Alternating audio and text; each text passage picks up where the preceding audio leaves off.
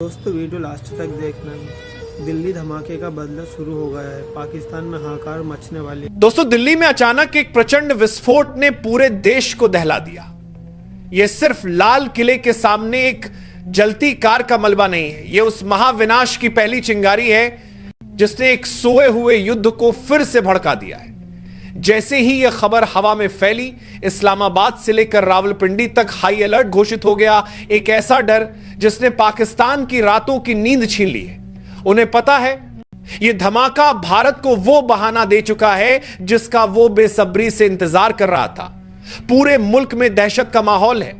क्या यह विस्फोट भारत के ऑपरेशन सिंदूर 2 को ट्रिगर करेगा?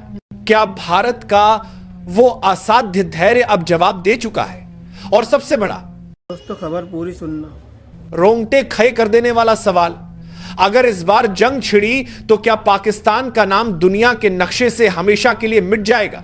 यह डर बेवजह नहीं है। पिछले 5 महीनों में भारत ने शांति की तैयारी नहीं बल्कि एक निर्णायक आर पार की जंग का ऐसा नॉन स्टॉप रिहर्सल किया है कि दुनिया की महाशक्तियां भी हक्का बक्का रह गई हैं। 2025 का यह नया भारत अब सिर्फ प्रतिक्रिया देने में विश्वास नहीं रखता, यह अपनी शर्तों पर खेल शुरू करने और खत्म करने का दम रखता है।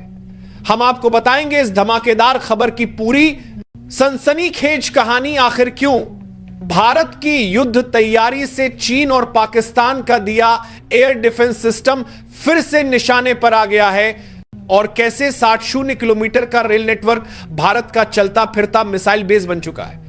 ऑपरेशन सिंदूर का डर पाकिस्तान की रूह क्यों कंपा रहा है? इसे समझने के लिए आपको किसी खुफिया रिपोर्ट की जरूरत नहीं, बस पिछले 6 महीनों की टाइमलाइन पर एक सरसरी नजर डालिए। 10 मई को जैसे ही संघर्ष विराम हुआ, भारतीय सेनाएं बैरकों में वापस नहीं गईं। वह रुकी नहीं, थमी नहीं, बल्कि अभूतपूर्व आक्रामकता के साथ मैदान में उतर गई। पिछले 6 महीनों का हिसाब किताब चौंकाने वाला है। भारत ने 20 से ज्यादा बड़े अंतरराष्ट्रीय और घरेलू सैन्य अभ्यास किए हैं। इसका मतलब है हर महीने 3 से ज्यादा अभ्यास, यानी हर 10वें दिन भारतीय सेना एक नए युद्ध की तैयारी कर रही थी। यह कोई मामूली ट्रेनिंग नहीं, यह एक फुल स्केल जंग का नॉन स्टॉप रिहर्सल है। संघर्ष विराम के ठीक 15 दिन बाद 26 मई को भारतीय वायुसेना के गरुड़ कमांडो और अमेरिकी स्पेशल फोर्सेस ने चंडीगढ़ में टाइगर क्लॉ अभ्यास शुरू किया। इसके बाद फ्रांस के साथ ऑपरेशन शक्ति, हिंद महासागर में सिंगापुर और श्रीलंका के साथ नौसैनिक दबदबे को पुख्ता किया गया। सितंबर में मिस्र के अलेक्जेंड्रिया में हुए 43 देशों के ब्राइट स्टार 2025 महाजमावड़े में भारत ने पहली बार अपनी तीनों सेनाओं के साथ लाइव फायर अभ्यास का ऐसा जलवा दिखाया कि देखने वालों की आंखें फटी रह गईं। ब्रिटिश नौसेना के घमंडी F-35 लड़ाकू विमानों को हमारे सुखोई 30 MKI ने डॉग फाइट में धूल चटाई, और स्पेन के एयरबेस पर भारत के राफेल ने 15 देशों के यूरो फाइटर्स के साथ ऐसी डॉग फाइट सिमुलेशन और बियॉन्ड विजुअल रेंज क्षमता का प्रदर्शन किया कि दुनिया देखती रह गई। क्या यह सब सिर्फ शांति के लिए हो रहा है? नहीं, यह उस प्रलयंकारी तूफान से पहले की तैयारी है जिसे ऑपरेशन सिंदूर 2 कहा जा रहा है, क्योंकि भारत ने दुनिया को दिखा दिया है कि उसके दोस्त हर कोने में हैं और उसके दुश्मन हर जगह निशाने पर है। यह तो सिर्फ ट्रेलर था जो भारत ने दुनिया को दिखाया। असली तैयारी तो पर्दे के पीछे अपने घर में चल रही थी। यह वो तैयारी है जो दुश्मन की रूह कंपाने के लिए काफी है। भारत अब सिर्फ बंदूक और टैंकों की पुरानी लड़ाई नहीं लड़ रहा, वो 2025 के हिसाब से अगली पीढ़ी की AI संचालित, AI पावर्ड जंग की तैयारी कर रहा है। अगस्त के महीने में जब दुनिया का ध्यान अंतरराष्ट्रीय अभ्यासों पर था, भारत ने चुपचाप अरुणाचल प्रदेश में युद्ध कौशल 3 का आयोजन किया।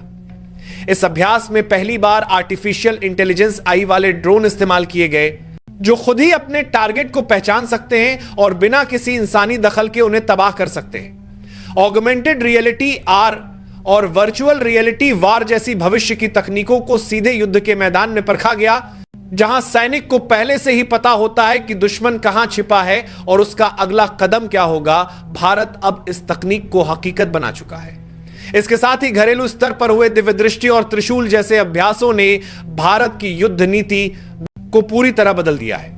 इन अभ्यासों में ड्रोन के झुंड, ड्रोन स्वार दोस्तों वीडियो में लास्ट तक बने रहे। हम एआई आधारित टारगेटिंग सिस्टम और सबसे बढ़कर मल्टी डोमेन वॉरफेयर की क्षमताओं को परखा गया।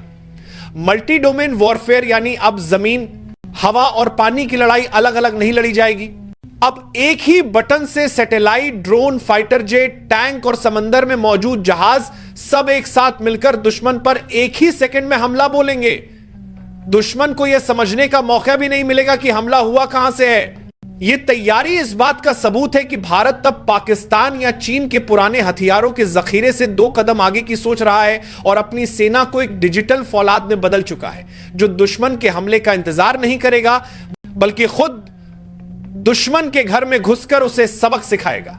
अगर आपको अब भी लग रहा है कि यह सब सिर्फ रूटीन का हिस्सा है, तो जरा भारत के मिसाइल परीक्षणों की लिस्ट पर नजर डालिए।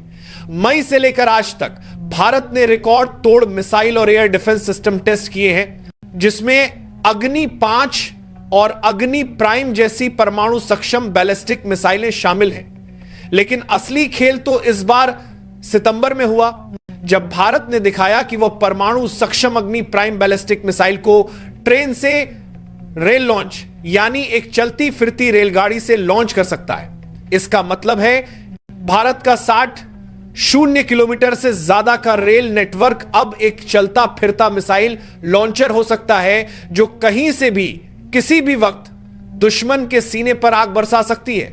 यह दुश्मन की सैटेलाइट्स और जासूसी को दिया गया खुला चैलेंज है। दम है तो ढूंढ के दिखाओ। यह वे रणनीतिक स्ट्रेटेजिक एडवांटेज है जिसका तोड़ न चीन के पास है और न पाकिस्तान के पास। सिर्फ मिसाइलें ही नहीं, डीआरडीओ ने high power directed energy weapons due यानी लेजर आधारित हथियारों का भी सफल परीक्षण किया है, जो दुश्मन के ड्रोन के झुंड, ड्रोन स्वाम को पलक झपकते ही आसमान में जलाकर राख कर सकते हैं। यह सब संकेत साफ हैं कि भारत एक फुल स्केल आर पार की जंग की तैयारी कर रहा है।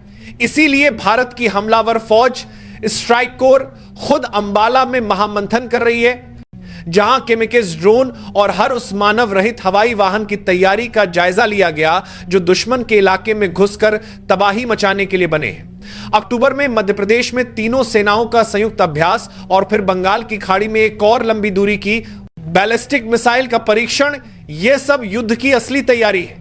जब फौजें मैदान में पसीना बहा रही थीं, तब दिल्ली में बैठे नेता और सैन्य नेतृत्व भी चुप नहीं थे।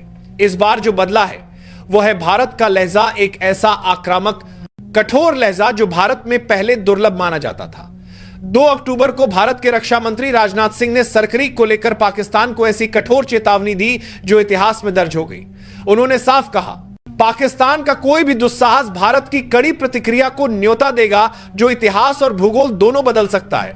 और वो यही नहीं रुके, उन्होंने पाकिस्तान को याद दिलाया, पाकिस्तान को याद रखना चाहिए कि कराची जाने का एक रास्ता सरकरीक से होकर गुजरता है। यह एक सीधी धमकी थी। यह ऐलान था कि अगर 1965 में भारतीय सेना लाहौर पहुंच सकती थी, तो 2025 में वो कराची पहुंचने का भी दम रखती है। अगले ही दिन 3 अक्टूबर को भारतीय सेना प्रमुख जनरल उपेंद्र द्विवेदी ने इस आग को और हवा दे दी। उन्होंने साफ शब्दों में कहा कि अगर पाकिस्तान विश्व के नक्शे पर बना रहना चाहता है तो उसे राज्य प्रायोजित गड़बड़ियों को रोकना होगा, वरना उसका ऐतिहासिक और भौगोलिक अस्तित्व खतरे में पड़ जाएगा।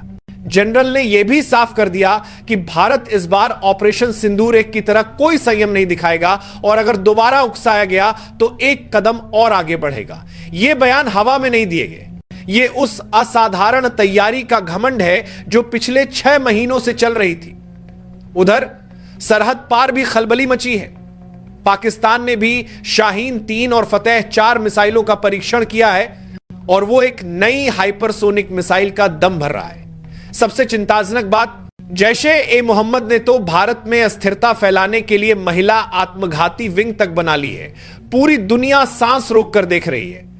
क्या यह दिल्ली धमाका ऑपरेशन सिंदूर 2 का वह अंतिम संकेत है जिसके बाद पाकिस्तान का अस्तित्व विश्व के नक्शे पर सिर्फ इतिहास बनकर रह जाएगा? दोस्तों वीडियो अगर अच्छी लगी हो तो वीडियो को लाइक और चैनल को सब्सक्राइब करना ना भूलें।